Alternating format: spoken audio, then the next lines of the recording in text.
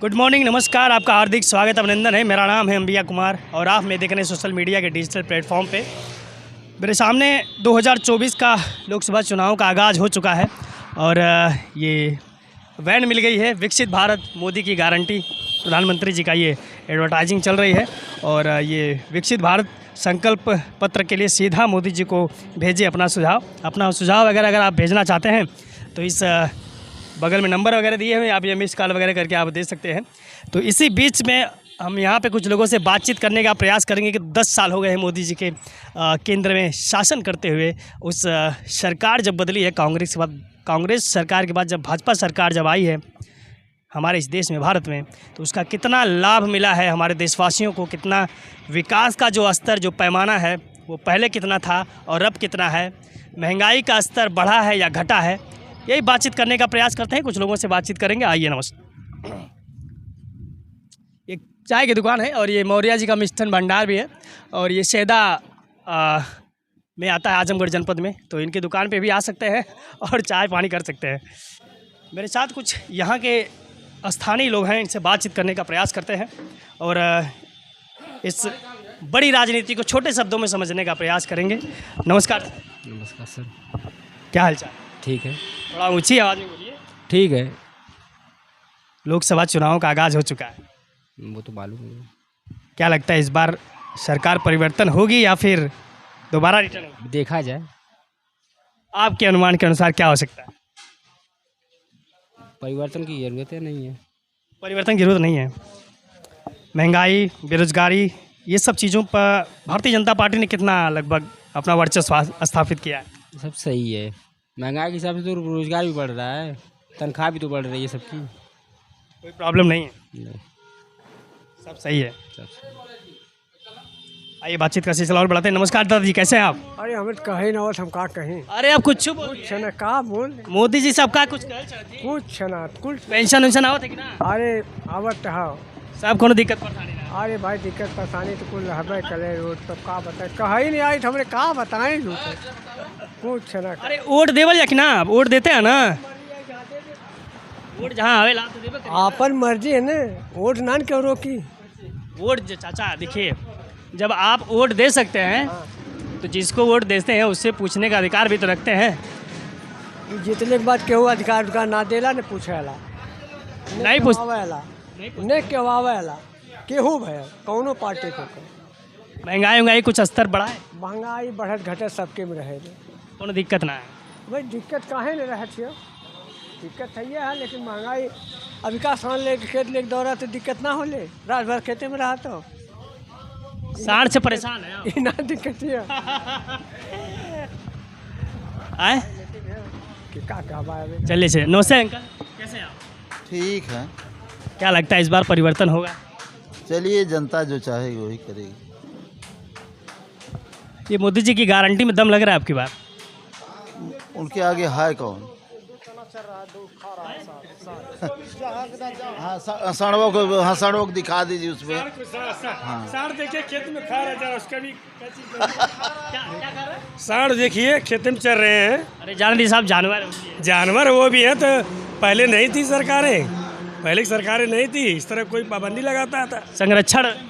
हाँ अब देखिए हम लोग रात भर देख रहे हैं खेत में, क्या मतलब है। देखिए हमारे गेहूँ खेत में तमाम टूटा है। जाकर गौशाला तो बनी है ना, उसमें तो साला बनी है तो कर्मचारी लोग ने रखना चाहिए ना। कर्मचारी तो शायद नियुक्त किए गए हैं गौशाला। ये गए हैं तो देखिए अब सब कागजी होता है। आपके सामने है, कैमरा घुमाइए। हमारे कहने से क्या होगा, आप कैमरा घुमाइए, देखिए खेत में हाँक रहे हैं, कर्मचारी नियुक्त हैं। पोल खोल रहे हैं आप? पोल खोल के आ रहे हैं हमें, पोल कह रहा आप तो पोल आप ये आप चौथा स्तंभ है, आप खोलिए पोल, सामने है, लगाइए कैमरा अपना। मैं बिल्कुल बिना लाग लपेट के सीधी बात करता हूँ लोगों से, बीच में बैठ के ज़मीनी स्तर की खबर हम दिखाते हैं। इसमें कोई भी झूठा दिखावा नहीं होता। दिखाइए ना, दिखाइए, हाँ करना दिखा दीजिए भैया, थोड़ा जूम करके उधर भी दिखा दीजिए। जूम करके दिखाइए, वही है गेहूँ तोड़ रहा है, देखिए दिखाइए। देखिए अभी हाँक रहे हैं, पूरे रात भर परेशान, देखिए हमारे गेहूँ खेत में दिखा दीजिए।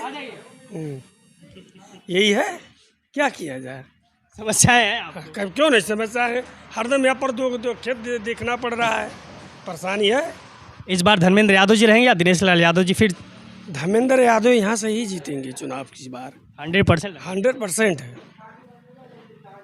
जलवा है उनका आपकी बार? जलवा नहीं है, वो अब की बार वो जीतेंगे। जलवा वाला क्या होता है? उनको बार हम लोग को विकास किए यहाँ पर। ये रात भर कौन दौड़ेगा?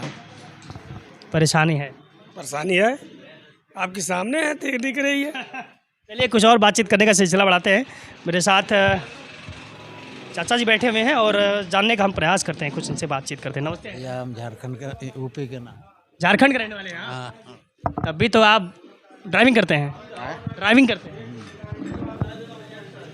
कुछ पहले का जो समय था, आज का जो समय है, कुछ महंगाई वगैरह बढ़ी है? महंगाई तो बहुत आसमान छू दिया। परिवार चलाने में क्या लग रहा है? दिक्कत है, बहुत दिक्कत है परिवार चलाने में। इस बार का जो वोट होगा, क्या कहना चाहेंगे देशवासियों को कि किस तरह का वोट करना चाहिए, किस आधार पे करना चाहिए? हाँ, आधार पर करना चाहिए। शिक्षा, बेरोजगारी? बेरोजगारी पर वोट करना चाहिए। बेरोजगारी सर बढ़ी है कि घटी है? बहुत ज़्यादा बढ़ी है बेरोजगारी। बढ़ी है। यहाँ के हम लोग को काम नहीं मिल रहा है। झारखंड से रहने वाले आप हैं? ये आजमगढ़ में मेरी मुलाकात हुई है। ये झारखंड के रहने वाले हैं और ये इनकी अब दर्द और तकलीफ आप समझ सकते हैं। फिर भी आप भी अपने आधार पे वोट करिएगा। और क्या कहना चाहेंगे कुछ? क्या कहना चाहेंगे हम लोग? अब हाँ, रोज़गार झारखंड में कुछ नहीं, झारखंड में तो और रोजगार नहीं है। वहाँ भी बेरोजगारी का आलम ज़्यादा है। रोजगारी कारण नहीं यहाँ है। चलिए बातचीत का और सिलसिला बढ़ाते हैं। बहुत बहुत धन्यवाद आपका। और मेरे सामने एक युवा नौजवान खड़े हैं, इनसे हम बातचीत करने का प्रयास करते हैं। नमस्कार। नमस्कार सर। क्या हाल है? ठीक है। आजमगढ़ में इस बार किसका जलवा रहेगा? इस बार धर्मेंद्र यादव का जलवा रहेगा। विकास करेंगे वो? हाँ, विकास जरूर करेंगे। हमारे पूर्व सांसद दिनेश लाल यादव जी, नहीं नहीं उनके कार्यों से संतुष्ट नहीं है क्या आप? नहीं। क्यों? क्योंकि हम समाजवादी हैं। अच्छा, आप समाजवादी सपोर्टर हैं? हाँ। अच्छा, चलिए तो जाहिर सी बात होगी। मेरे साथ एक और भी कुछ लोग बैठे हैं। नमस्कार सर। नमस्ते। क्या हाल है? ठीक है। क्या रहेगा आजमगढ़ का जलवा इस बार? जलवा का धर्मेंद्र यादव यहाँ जीते हैं। राजनीति का समीकरण जो है, कुछ लोग कहते हैं यहाँ समाजवादी का गढ़ है, लेकिन अगली बार दिनेश लाल यादव ने यहाँ पे अपना सिक्का जमा दिया था। हाँ, तो जैसे उनको देखने के लिए सब जमाए थे। अच्छा। हाँ, कि देखें वो क्या कर पाते हैं क्या नहीं। उन्होंने विश्वास पे खड़े नहीं उतर पाए क्या? नहीं, आजमगढ़ की जनता इस बार क्या चाह रही है? धर्मेंद्र यादव को लाना चाहती है। धर्मेंद्र यादव को? जी। परिवर्तन होगा? जी, यहाँ समाजवादी गढ़ है ये। जी। हाँ। विकास उत्तर प्रदेश में, उत्तर प्रदेश के बाद समूचे पूरे देश में कांग्रेस ने ज़्यादा विकास किया था या भारतीय जनता पार्टी ने? बहुत कुल कना जानकारी था। कुछ तो अंतर होगा। महंगाई का स्तर, पेट्रोल का, डीजल का जो दाम था उस टाइम कम था या इस टाइम ज़्यादा हो गया है? अब जैसे ट्रैक्टर है जीसीबी वाला हम हैं, डीजल बढ़ी तो माटी के रेट बढ़ा दे जाई। हाँ, जैसे 100 रुपया लीटर डीजल करिए तो 1200 रुपया टाली गिरावल जाई। अच्छा। और बाकी जो हमार जो कमाई दमाई है, डीजल बढ़ी तो यार बढ़ो तो बढ़ी। डीजल बढ़ी तो भाड़ा बढ़ी। हाँ, बाकी परेशान मौर्या जी हुई हैं पीछे। अच्छा, माटी गिरवाना है, मतलब दिक्कत हो रही है। हाँ। नमस्कार भाई। जी नमस्ते। क्या रहेगा इस बार का माहौल आजमगढ़ का? माहौल बेहतरीन, टक्कर की लड़ाई है, इस बार का टक्कर जोरदार है? जोरदार है। नहीं, सपा का देखिए, सपा जीतती ऐसी बात नहीं है। पहली बार निरहुआ आए थे जी। तो वो कुछ नहीं किए थे, पहली बार आके चुनाव लड़े थे। यहाँ मैं भी यादव हूँ, लेकिन जात पात मैं नहीं ले चलता हूँ। सपा जीते चाहे भाजपा जीते, लेकिन कार्य 15 महीने में दिनेश लाल यादव ने किया है। बढ़िया काम किया। बढ़िया काम किया है।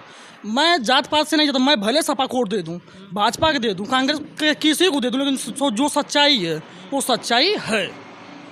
दिनेश लाल यादव मतलब वो फिल्म इंडस्ट्री से आते हैं, भोजपुरी सिनेमा में उनका कार्य क्षेत्र रहता है, करते भी हैं और वहीं से उनकी पहचान भी बनी है। वहाँ जहाँ अपना फिल्म वगैरह करते हैं वहीं पे चौपाल कहते हैं, हम वहीं हमारा चौपाल लग जाता है। लोगों से आसानी पूर्वक बात करते हैं, कोई रोक टोक नहीं रहते हैं। सच्चाई है, सच्चाई है, सच्चाई है। बेहतरीन काम किए हैं, अरे धर्मेंद्र जी जाए चाहे नीरव जी जाए वो बात की बात है, लेकिन बेहतरीन काम किए हैं दिनेश लाल यादव जी। बेहतरीन काम किए। और धर्मेंद्र यादव बड़े नेता हैं, जीत जाने के बाद पांचों विधायक जो कहेंगे आजमगढ़ से वही वो मानेंगे। आप 3 दिन की ज़िंदगी जीना चाहते हैं या 30 दिन की? 30 दिन की जीना चाहते हैं ना, बिल्कुल। तो दिनेश लाल यादव जी 30 दिन यहाँ रहते हैं। दिनेश लाल यादव जी यहाँ जमीनी स्तर बने रहते हैं, धर्मेंद्र यादव जी चले जाते हैं। धर्मेंद्र यादव बस विधायकों से हाल चाल लेते रहते हैं। पब्लिक से हाल चाल लीजिए, पब्लिक कैसे है? पब्लिक तो आपसे मिल नहीं पाएगी।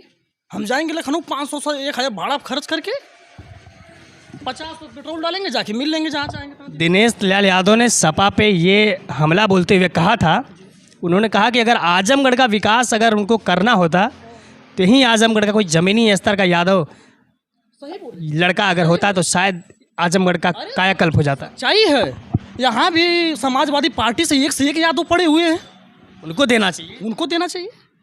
जैसे यहाँ पे वो रहेंगे 30 दिन, पब्लिक के बीच में रहेंगे, पब्लिक का दुख सुख सुनेंगे। आप चले जाएंगे जीत के, आपके 5 विधायक 5 विधानसभा के जो कहेंगे वो आप सुनेंगे, वो आप जानेंगे।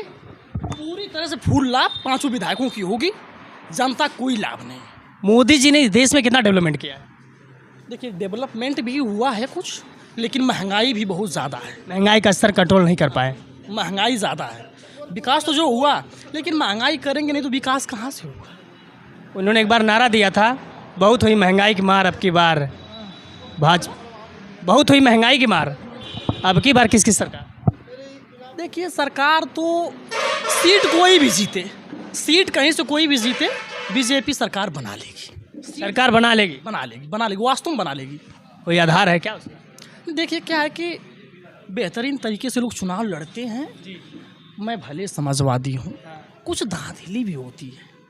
धांधली भी होती है। जहाँ 1000 वोट का 500 वोट का अंतर आया, वहाँ अनिवार्य है कि धांधली हुई है। ये आप जानते हैं? ये सच्चाई है। ईवीएम पर हमला बोल रहे हैं क्या? नहीं, ईवीएम की बात तो जो है, ये लोग मनमानी तरीके से भी काम करते हैं। मैं किसी की बात नहीं, किसी पार्टी की बात नहीं कर रहा हूँ। जैसे मान लीजिए कि किसी पोलिंग पे, किसी बूथ पे अगर किसी ने कुछ कार्य को किया है, कोई उल्टा सीधा कार्य किया, ये लोग मनमानी कर जाते हैं। अभी हम ही लोग देख लीजिए, 400 रुपये फार्म डालें पुलिस का, यूपीपी भर्ती जो आई थी अभी, 400 रुपये फार्म का लगा, फिर भाड़ा किराया जो खर्च करके हम लोग यहाँ पेपर देने के लिए गए हैं, ये सब पैसा कहाँ गया? सरकारी खाते में गया, कहानी खत्म। इस बार का वोट आप किस आधार पे करना चाहेंगे? रोजगार पे, बेरोजगारी पे, किस? देखिए रोजगार नहीं मिल रहा है, देश के अंदर बेरोजगारी बहुत ज़्यादा है। सरकार का गठन किस लिए होता है? इसीलिए ना होता है। देखिए सरकार के गठन का क्या बात है, इसमें सरकार कोई भी हो, लेकिन पब्लिक की बात को समझना चाहिए। लूटती है सरकार। नेता आते हैं, वोट बैंक बनाते हैं, फॉर्च्यूनर बड़ी बड़ी गाड़ियों में घूमते हैं, और यहाँ का जो युवा होता है वो भटकता ही रह जाता है, चाहे कोई भी सरकार आए। वही तो बात, उनके दर्द को घूम रहा है, फॉर्च्यूनर में घूमने वाले को साइकिल से घूमने वाला ईद तो बनाता है। इलेक्ट्रल बॉन्ड जो है, चुनावी चंदा, उसके आधार पर क्या करना चाहेंगे? इस बार करोड़ों करोड़ों चंदा लिख दिए हैं, प्राइवेट कंपनियां दिए हैं। प्राइवेट कंपनियों का लाभ है ना इससे, जिसकी सरकार है उससे प्राइवेट कंपनियां लाभ ले रही हैं। कहीं ऐसा तो नहीं है महंगाई का स्तर कुछ यही में छुपा हुआ है राज? कुछ नहीं, महंगाई तो ये सरकार है, महंगाई तो बढ़ाती रहेगी। महंगाई तो बहुत बढ़ गई, महंगाई से हम लोग थोड़ा दुखी हैं। महंगाई हुई, बेरोजगारी हुई, इस चीज़ से हम लोग दुखी हैं। चलिए बहुत बहुत धन्यवाद। ये युवा थे, इनसे बातचीत करने में ये आपको थोड़ी सी जानकारी तो ज़रूर मिली होगी कि आजमगढ़ का युवा इस बार क्या चाहता है। आइए कुछ लोगों से बातचीत करने का और प्रयास करते हैं, और कुछ भाई साहब बैठे हैं और थोड़ा सा जानकारी जरूर लेंगे इन लोगों से। नमस्कार मित्र। कुछ नहीं बोलना, चलिए कोई बहुत बहुत धन्यवाद आपका। और क्या लगता है दोस्त? खाने दो यार। अरे खा लीजिए, दो लोग सब बोल ही दीजिए यार, बाद में बात। इस बार का क्या माहौल रहेगा? अरे खाने तो दो यार। अरे आप खा लीजिए, हम मना कर रहे हैं आपको। अभी बात कर लेंगे, तब तक तो हम चले जाएंगे। अरे वहाँ 6 लाइन पे भी मिलेंगे। आज 6 लाइन में मुलाकात करेंगे। एक मेरे दोस्त, एक और युवा लड़के बैठे हुए हैं, और क्या लगता है कि अपनी बातों को रखना नहीं चाहिए? जब बातें अपने लोग नहीं रखते हैं और जब समस्याओं से जूझते हैं, तब फिर समस्याएं के जिम्मेदार कौन होना चाहिए?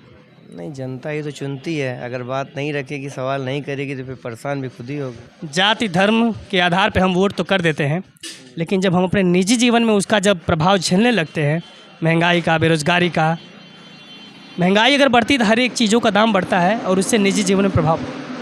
हाँ बिल्कुल पड़ता है। महंगाई का इसलिए प्रभाव पड़ता है कि चाहे आदमी गरीब हो अमीर हो, सबको तो खरीद के ही खाना है। सबको खरीद के, सबको कमाना खाना, यही दो चीज़ में जीवन चलता है। ये तो जीवन है। हाँ, तो जब भी महंगाई बढ़ेगी तो सब पे असर पड़ेगा। हाँ, किसी पे कम पड़ेगा, किसी पे ज़्यादा पड़ना सब पे है। ना तो सबके है। कोई जो कैपेबल है झेल जाए, निपट लेगा। जो नहीं कैपेबल उसको प्रॉब्लम हो जाएगी। जिसकी आर्थिक स्थिति सही है, जो पीढ़ियों से मजबूत है, उसके लिए तो उतना प्रभाव नहीं पड़ेगा। प्रभाव उनको पड़ता है जो मजदूर वर्ग है, जिसको अपने बच्चों को पढ़ाना है, लिखाना है। शिक्षा आप देखिए ना कितनी महंगी हो चुकी है। सबके बस का नहीं है उच्च शिक्षा अफोर्ड कर पाना, सबके बस की बात नहीं है। यही तो दिक्कत है दोस्त। अगर इस देश का युवा उच्च स्तर की शिक्षा को ग्रहण नहीं कर पाएगा तो विकास कहाँ से हो पाएगा? फिर हमेशा झेलता रहेगा, क्योंकि शिक्षा ही एक ऐसी चीज़ है जो आपको मतलब एक कमाने का बढ़िया जरिया, यानी निचले लेवल पे आदमी चला जाता है। और शिक्षा ही ऐसी। अगर एक शिक्षित व्यक्ति रहता है तो ये छोटी चीज़ दुकान जो आपको दिख रही है, इसको भी वो ग्रो कर सकता है। और एक जो कहते हैं ना व्यापार बढ़ता है, जो MBA वगैरह बच्चे करते हैं, उनको ये चीज़ें सिखाई जाती हैं कि व्यापार कैसे किया जाता है। उसी व्यापार को बढ़ाने का तरीका जो होता है बढ़िया सीख जाते हैं। शिक्षा का बहुत ज़्यादा उपयोग। बहुत फ़र्क पड़ता है उसका, बहुत फ़र्क पड़ता है जी बिल्कुल। कमाते सब हैं, उसको मैनेज करने का तरीका आ जाता है कि उस पैसे को मैनेज कैसे करना है। वही बात है, कोई लाखों कमाता है, कोई हज़ारों में भी कमा के अपना। कमाने वाले डेली वाले भी, ऑटो वाले भी कम नहीं कमाते हैं, उतना ही कमाते हैं जितना 20-22 हज़ार नौकरी करने वाला कमाता है। लेकिन उसको मैनेज करके चलता है, इसको मैनेज नहीं कर पाता। मैनेज नहीं कर, एक सैलरी वाला पर्सन अपने महीने भर का खर्चा बना के चलता है, उस हिसाब से लेके चलता है रेशियो, हमको इसमें ये करना है, उसमें वो करना है। ये आदमी के हाथ में रोज़ 1000 रुपया है, लेकिन उसको मैनेज ही नहीं कर पाया। करना क्या है हमको? उसमें शिक्षा का बहुत बड़ा योगदान। फर्क पड़ता है। इस बार का तैयारी करते हैं आप? मैं जॉब करता हूँ। जॉब करते हैं। चलिए, हम ये नहीं पूछेंगे किस सेक्टर में आप जॉब करते हैं, ठीक है। क्या लगता है कि ये जो वर्तमान सरकार थी, युवाओं के उम्मीदों पे कितना खरी उतर पाई? देखिए, अगर बात नौकरी की करें तो जो योग्य थे उनको मिली, जो पढ़े लिखे योग्यता थे उनको मिली। बहुत लोग ना भी पाएँ, लेकिन गवर्नमेंट ऐसी है कि अगर आप मेहनत करेंगे तो आपके लिए अपॉर्चुनिटी होगी। ये तो सही बात है, सबको गवर्नमेंट जॉब नहीं मिल सकती, ये भी सत्यता है। हाँ, आपको मेहनत करना पड़ेगा। अपॉर्चुनिटी हर जगह है। कंपटीशन आपको हर फील्ड में बढ़ रहा है इस टाइम। आबादी बढ़ रही, कंपटीशन बढ़ेगा ही। आबादी बढ़ रही थोड़ी की आबादी हो गई तो कंपटीशन क्यों नहीं बढ़ेगा? जहाँ जो विकसित देश है उनकी आबादी तो हमारी यूपी के बराबर नहीं है। तो इतना यूपी की आबादी और राजनीति, ये दोनों तय करती है केंद्र के रास्ते। 80 लोकसभा सीटों का ये क्षेत्र है, यहीं से निकलता रास्ता प्रधानमंत्री। यहीं से पूरा एकदम। क्या लगता है इस बार कुछ परिवर्तन होना चाहिए? देखिए, प्रधानमंत्री तो मोदी जी ही रहेंगे। ये आपको कंफर्म लग रहा है एकदम? वो नहीं बदलने वाला है। इंडिया गठबंधन में वो नहीं बदल, ताकत नहीं है क्या? यहाँ तक लगता है वो नहीं बदलेगा, प्रधानमंत्री वही रहेंगे। हाँ, यहाँ पे ज़रूर चेंज हो सकता है। आजमगढ़ में परिवर्तन हो सकता है कि धर्मेंद्र यादव जी इस बार, शाह आलम गुड्डू जमाली के आने से शायद कुछ परिवर्तन होगा। पिछली बार जो हारने का कारण वही बना था, वो फैक्टर भी चेंज हो जाएगा तो जीत जाएंगे। वोटिंग का बंटवारा हो गया था। दिनेश लाल यादव को आप व्यक्तिगत तौर पे किस तरह देखते हैं? चुनावी रंग थोड़ा सा हट करके अगर देखते हैं, उनका व्यक्तिगत जीवन कैसा लगता है आपको? सही है, व्यक्तिगत जीवन जब से हम लोग जानते हैं, चुनावी से ही जानते हैं, पहले तो जानते ही नहीं थे। हम लोग पहले बहुत ज़्यादा नहीं जानते हैं, जो वैसे जो भी मूवी, भोजपुरी मूवी वगैरह जो लोग देखते होंगे वो लोग जानते होंगे। नहीं रहता तो नहीं जानते हैं। राजनीतिक कैरियर ही जानते हैं, जो भी 2-3 साल का है। तो राजनीतिक कैरियर जिसका भी रहता है सामने मेहनत ही करता दिखता है। ऐसे थोड़ी ना कोई सांसद बन जाता है बिना मेहनत किए। तो सांसद प्रधान नहीं। कुछ लोग कह रहे हैं कि जो कलाकार मतलब कला क्षेत्र से आते हैं, संगीत क्षेत्र से आते हैं, वो लोग सांसद वगैरह जब बन जाते हैं तो देश का विकास कहाँ से हो पाएगा?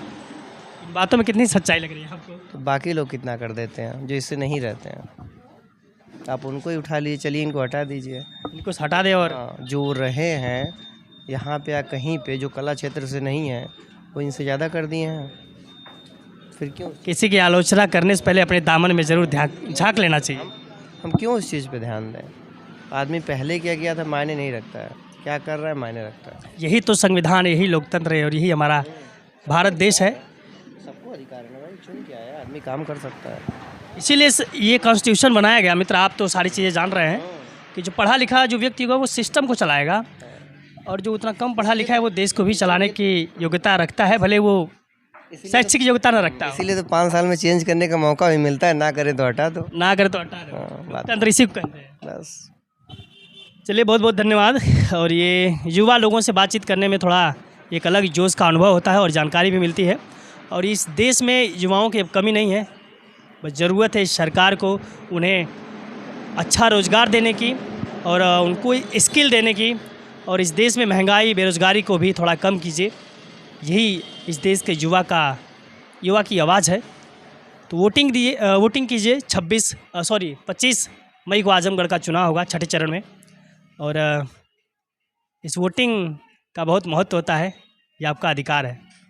आखिरी शब्दों में आप कुछ कहना चाहेंगे देश के युवाओं को, अपने शब्दों में, 2 शब्द? शिक्षा को सस्ती करें।